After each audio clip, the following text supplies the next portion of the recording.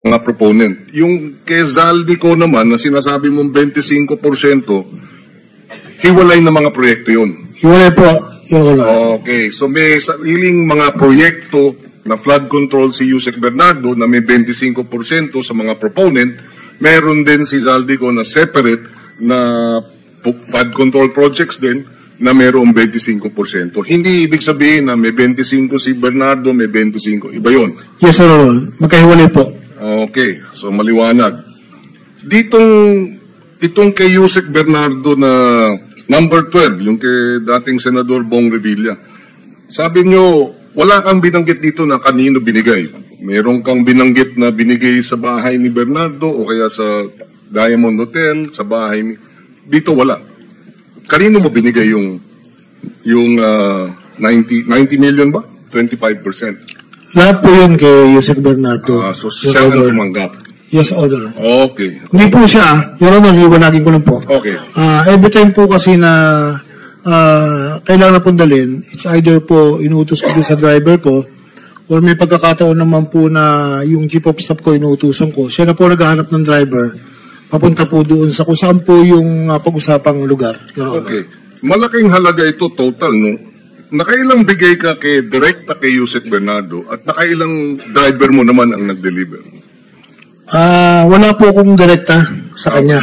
Okay. Kasi po, nangyayari po dyan, yung, hindi naman po buwan lagi yan, Your Honor. May sinasabi ko nga po na may pauna, may pangkumpleto po pag lumabas na po yung GAA. So, nahahati po yung pagbibigay dyan, Your Honor.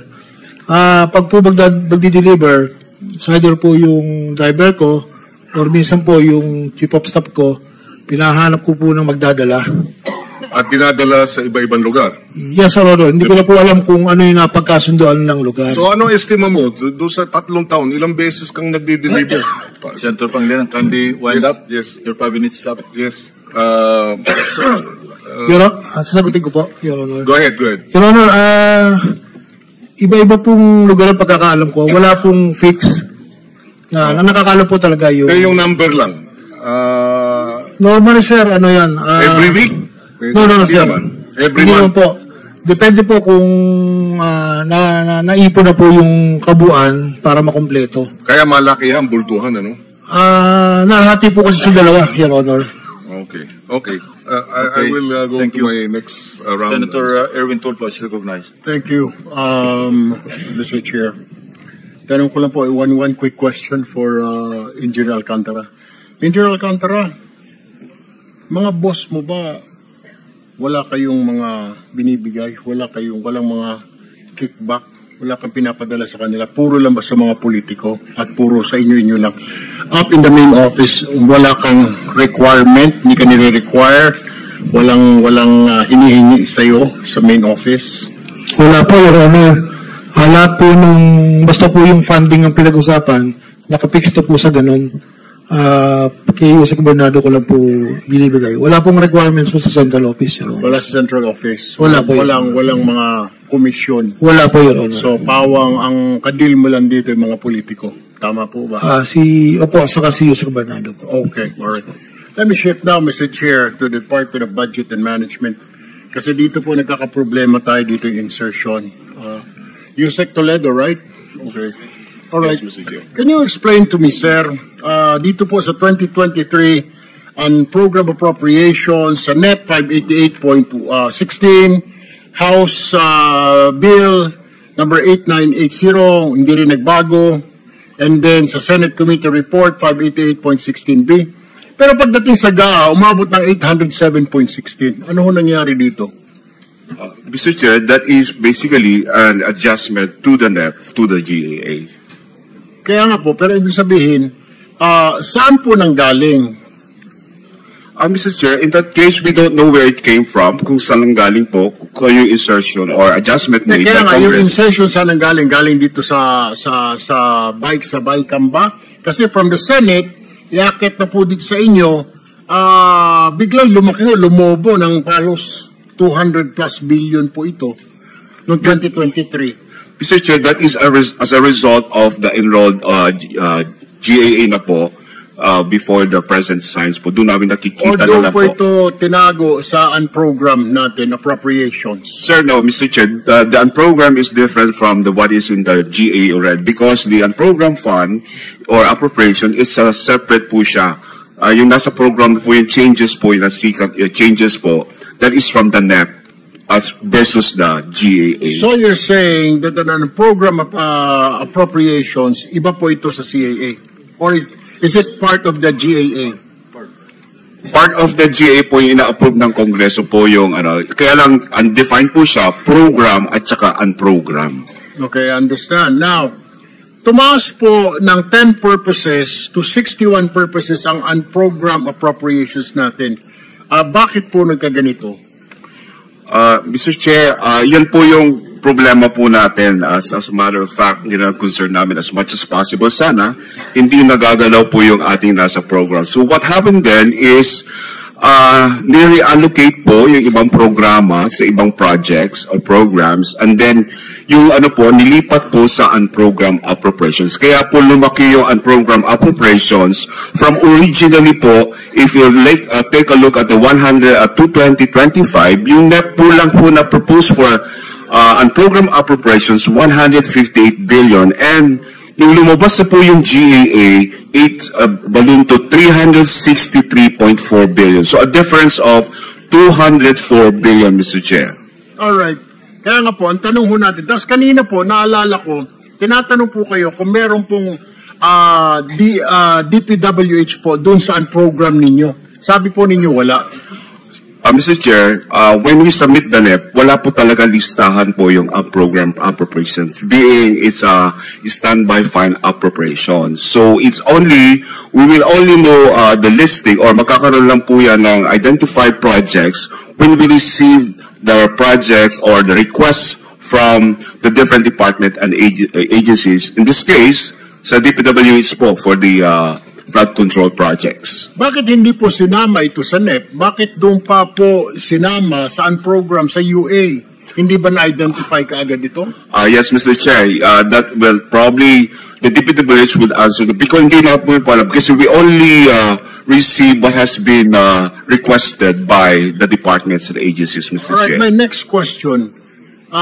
Nakikialam daw po ang mga politiko pagdating po dito. Di po ba dapat executive level lang po ito? Walang pakialam po ang congressman o sinong Poncio Pilato na senador pagdating po dito sa mga program appropriations po ninyo? Because we're talking about the National Expenditure Program and should be prepared by the executive. Pero dito pa lang po sa NEP, nakakapasok na po yung mga request ng mga mambabatas natin, ng congressman natin, ng senador po natin, yung po sinasabi ng mga taga-DPWH. Yusek. Yes, you're right, Mr. Chair. Dapat po is the executive yun, Right. work. Pero I don't know the process now. I think nirelate na rin kanina earlier what has been the practice or being ginagawa po ng DPWH in terms of the proposed budget for DPWH. So you're saying naabutan mo na lang na ganito na yung practice, na nakikialam ang lawmakers dito pa lamang po sa paggawa ng NEP, ng Net Expenditure Program. Tama po ba? Am I correct?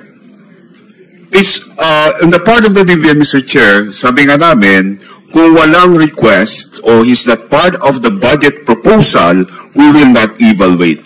Since that is being proposed by the different departments and agencies, as far as DPW is concerned, yun lang po ang naming basis to evaluate the proposal and of course, in the magiging net na po siya. Pero what is the practice? Pwede bang makialam ang mambabatas, congressman o senador sa preparation pa lang po ng NEP? Hindi pa naman po dumadaan ito po sa, hindi po ba ang tamang proseso pag dumaan na po sa Congress, pag dumaan na sa Senate, doon pa lamang po, di ba? Kailangan namin ng ganito, DBM, kasi yung constituents namin, pag sinabi po sa Congress, sinabi ng Senate, nationwide kami, kailangan namin ng ganito. But how come, sa NEP pa lang, preparations, meron nang nilalagay po doon ang mga mambabatas as we all learn from Mr. Bryce. How is that? Yeah, Mr. Chair.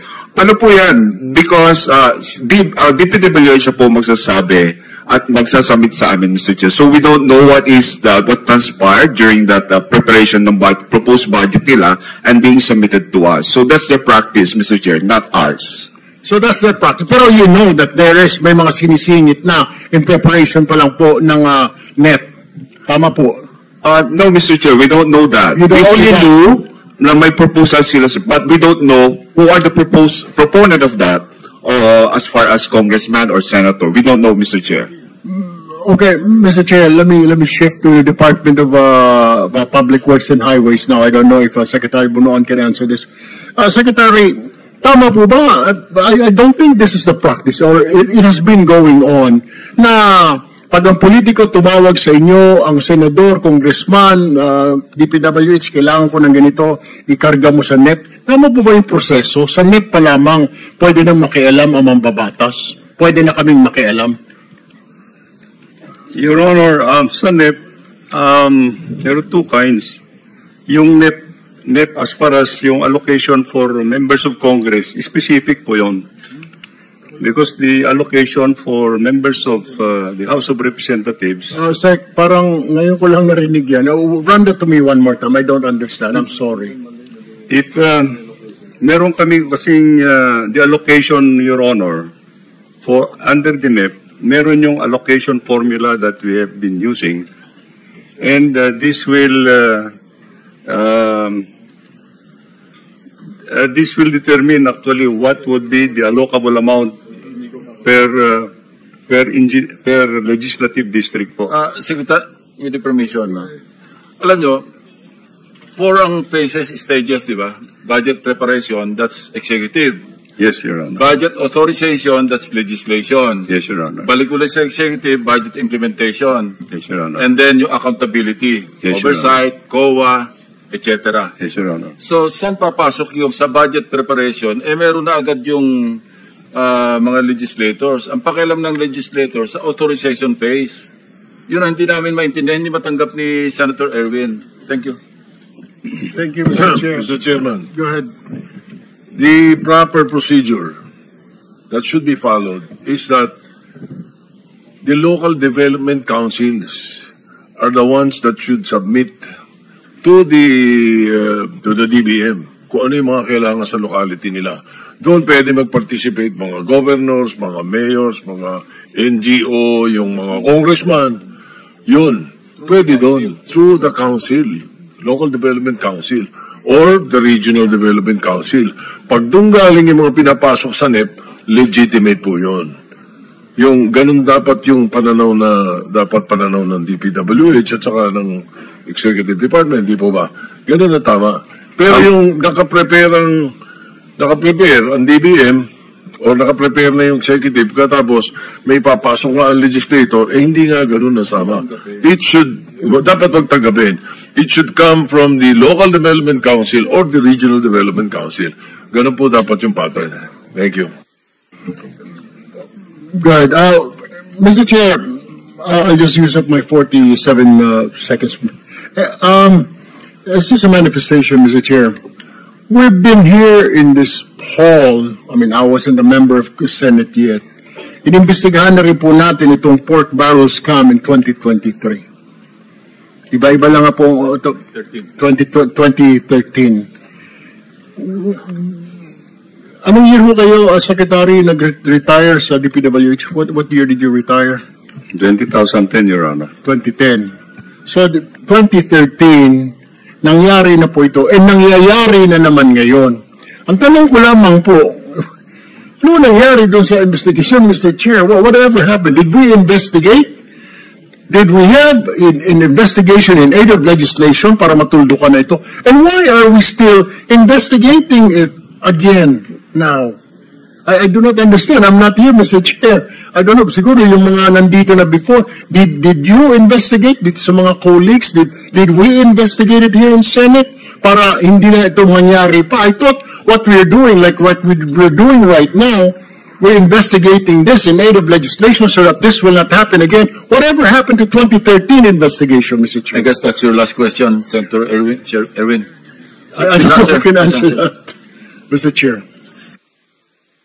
Mr. Chairman, Yes, Santo Pangilinan. Well, if I may, kung maaari ko sigurong yung komento is, siguro kung yung Napoles cases, nauwi dun sa halip na absuelto, kulong, baka hindi